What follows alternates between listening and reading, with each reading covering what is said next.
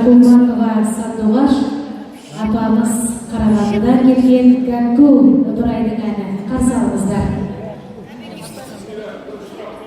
Болады аға.